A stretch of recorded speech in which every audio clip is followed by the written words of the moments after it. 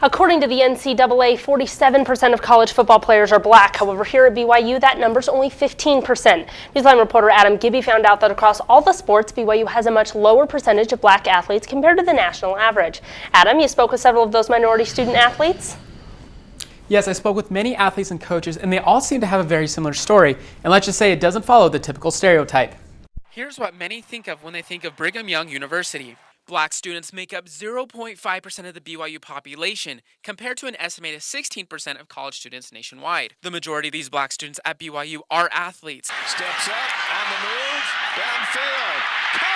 As one may imagine, it may be a culture shock when minority athletes come to Provo for the first time. Senior sprinter Keisha Miller is from Bermuda and is not a member of the Church of Jesus Christ of Latter-day Saints. She says the first time she stepped foot in Provo was during her freshman orientation. When I first got here to BYU, I just remember thinking, wow, like there's a real lack of diversity. Despite being a minority on campus, many feel at home.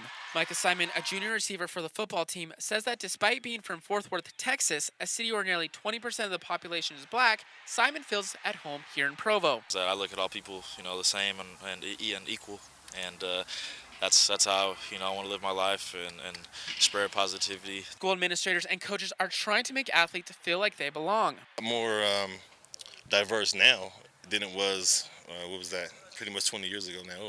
Being here is actually a great thing. People kind of take you in and treat you like family. One reason minority athletes may feel welcome is because many students have served church missions all around the world. 63% of BYU students have served a mission for the Church of Jesus Christ of Latter-day Saints, many of whom served in areas where they became the minority themselves.